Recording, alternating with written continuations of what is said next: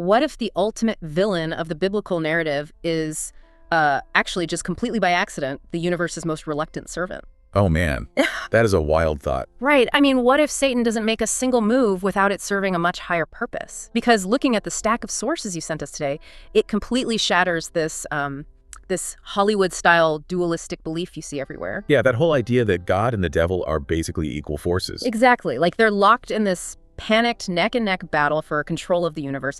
But the concept of divine sovereignty completely shatters that illusion. It really does. It reframes the whole cosmic board. Yeah, because when you actually look at the mechanics of divine sovereignty, you realize the enemy isn't a rival king. He's a pawn.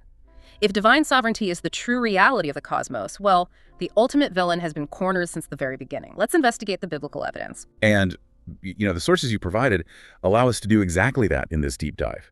We are pulling directly from the text, looking at historical context, and doing some deep theological analysis to basically show you a picture of the cosmic conflict that completely reorients how you view the world. Because it's a completely different framework, right? Right. The texts reveal a framework where evil is not some rogue element that slipped past the guards, but it's actually tightly constrained. Which is fascinating, because this isn't some abstract philosophical theory. We're looking at this like a real-time documentary-style discovery based on your notes. And you see this framework immediately in the book of Job. Oh, Job is the perfect starting point. It's the ultimate test case for the boundaries placed on evil. Yeah, because the whole narrative centers on a frankly uncomfortable mystery. Like, why would a perfectly good God authorize a brutal, systematic attack on a genuinely righteous person? It's the ultimate tension point for divine sovereignty. I mean, in the first couple chapters of Job, we get this rare glimpse into the ancient Near Eastern concept of the divine council. Satan literally has to present himself before God. He doesn't just get to do whatever he wants. Exactly. He doesn't just sneak onto the earth, pick a target, and wreak havoc under the radar. He requires clearance. And here's what most people miss when discussing how the Bible actually presents this conflict.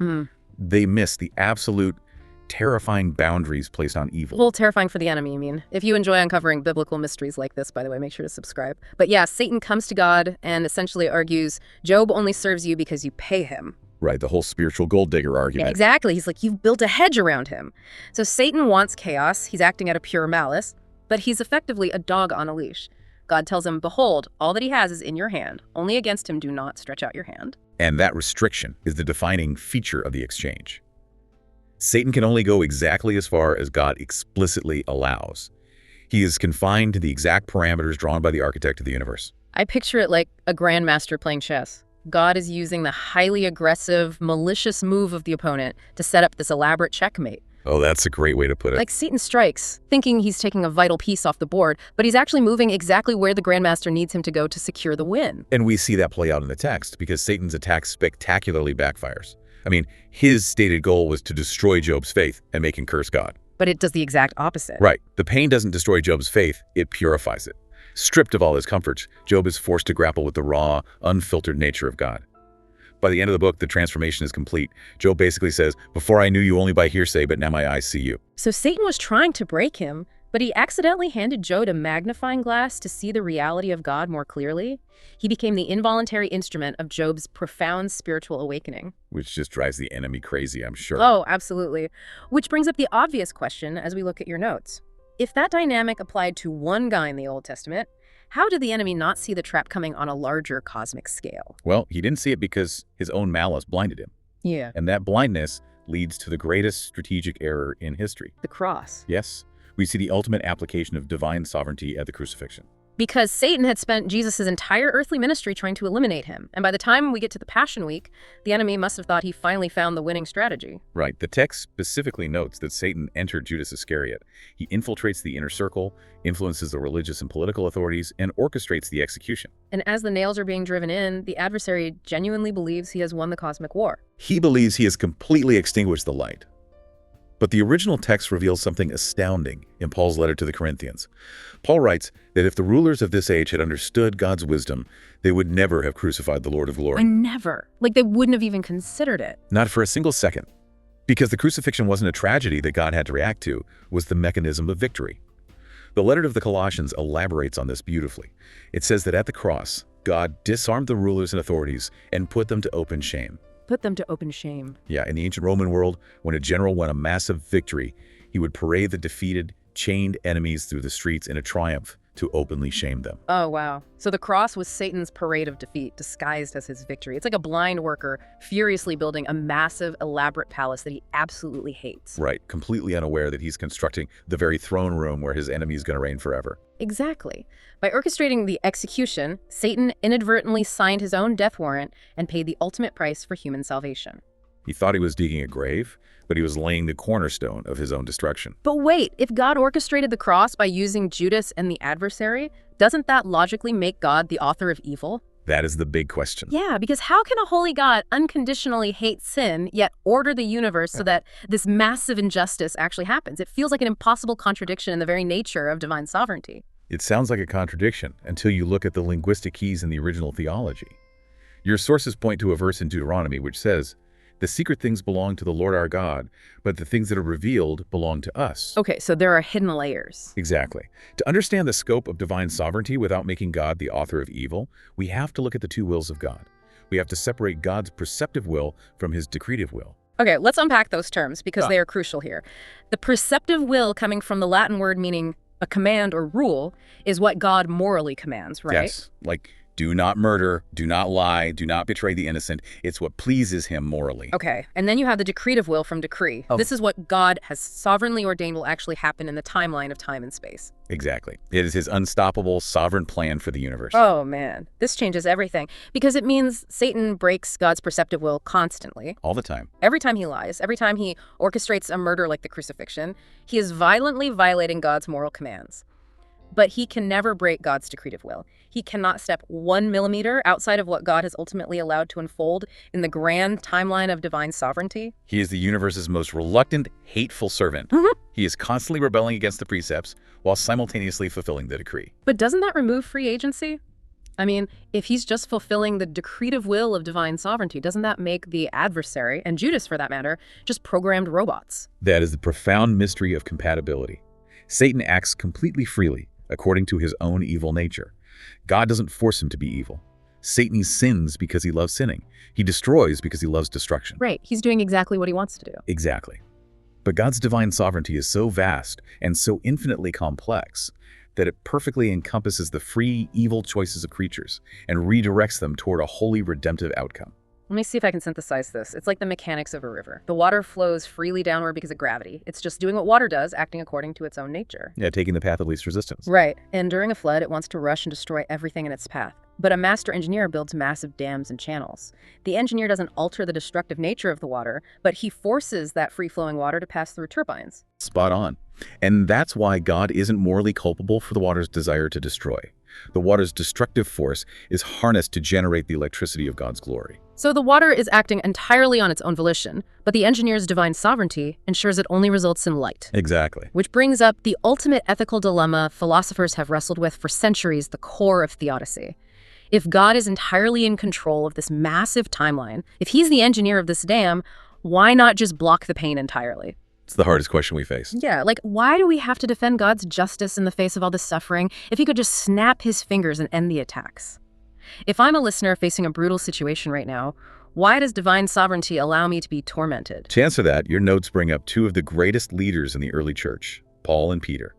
They were both involuntary messengers of this exact dynamic. Paul talks about a thorn in his flesh, which he specifically identifies as a messenger of Satan sent to buffet him. And then Peter had a similar experience, right? Yes. In the book of Luke, Jesus tells Peter, "Satan has demanded to sift you like wheat." The imagery there is so violent. Like, sifting like wheat isn't a gentle process. It's not. The Greek word used there literally means to shake in a sieve, to agitate violently through inward trials.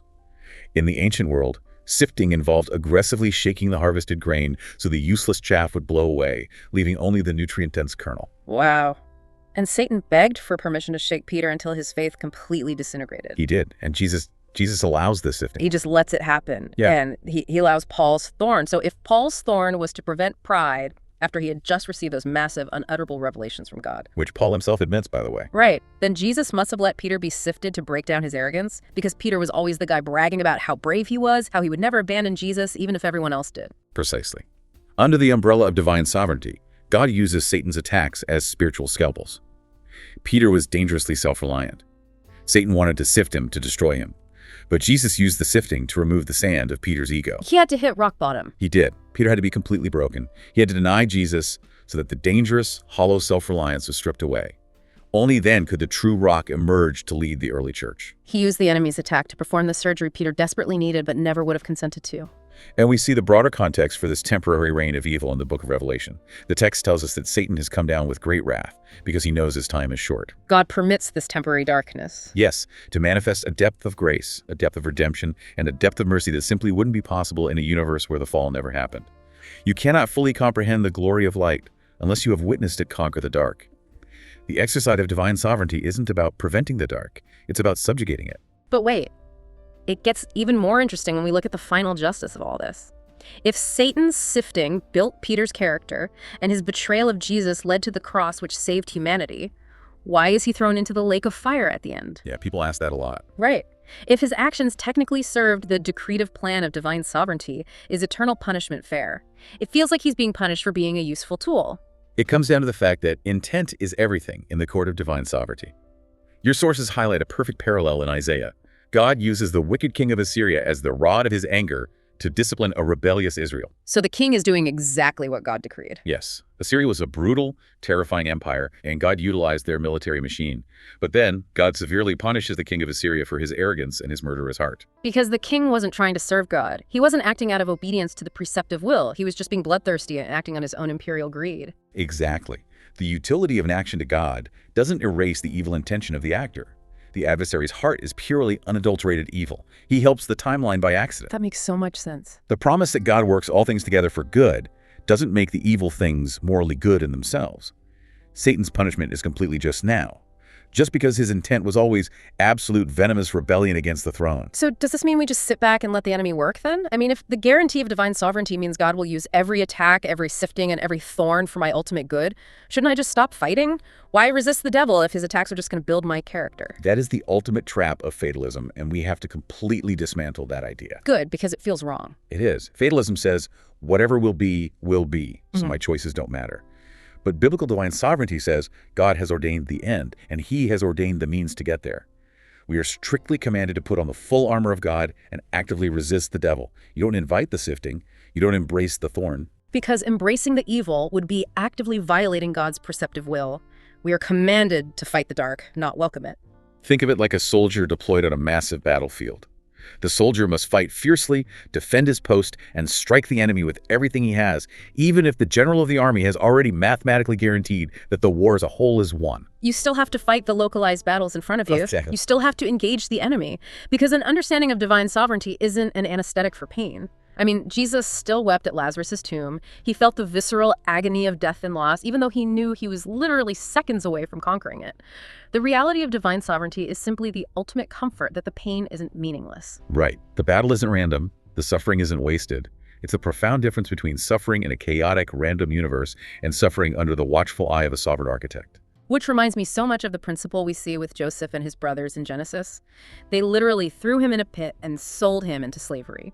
And years later, after he has become the second most powerful man in Egypt and saved thousands from famine, he looks at the very brothers who betrayed him and says, "You intended to harm me, but God intended it for good." That verse is the perfect summary. The intent of the enemy was pure destruction, but the intent of divine sovereignty was salvation. Honestly, if you guys are enjoying these biblical deep dives as much as we are, make sure to subscribe for more. It really helps out. And that single principle of Joseph completely transforms the real-world implications for anyone looking at these sources today. Understanding the true nature of divine sovereignty completely changes how you interact with the world, specifically in how you pray and how you approach evangelism. It totally reframes how we should approach prayer. You aren't praying as a desperate plea against a winning enemy anymore. No, you aren't begging God to wake up and notice that the adversary is scoring points on the board. You pray as an exercise of profound trust in a sovereign Father. You pray knowing the boundary lines of the enemy are already drawn in concrete. You're praying from a posture of secured victory, not a posture of frantic panic. Exactly. And in evangelism, it completely removes the anxiety of failure. The text says the God of this age has blinded the minds of unbelievers. On the surface, that sounds incredibly intimidating, like the enemy has a stronghold we can't break. Yeah, it sounds like an impossible wall. But when you operate under the reality of divine sovereignty, you become fearless in your mission. We are promised that the gates of hell cannot stop the church. Gates are defensive structures. They don't attack, they get battered down. That's such a good point. You know that the enemy, despite all his blinding and deception, cannot stop God's decretive will to save a soul. You share your faith knowing the final outcome of the cosmic war is already secured by the king. The enemy is just a dog on a leash, a pawn on the board, a drop of water in the vast river of God's divine sovereignty. So, before we wrap up this deep dive, subscribe, like, and comment below what surprised you most about divine sovereignty today. And get ready, because our next deep dive is going to be on the mystery of the Nephilim. That one is going to be wild. Yeah, absolutely. But I want to leave you with one last lingering thought based on the sources you provided. We've talked a lot about the unstoppable timeline of divine sovereignty. But if Satan's grand rebellion is ultimately being harnessed by God, what happens to our understanding of time itself? Oh, that's deep. Right. If God's decretive will is already a finished masterpiece from his perspective outside of time, perhaps the cosmic war we are fighting isn't about frantically trying to change the future at all. Maybe the battles we face, the siftings we endure, and the thorns we carry aren't about altering the final outcome, but simply discovering who we are and who God is in the present.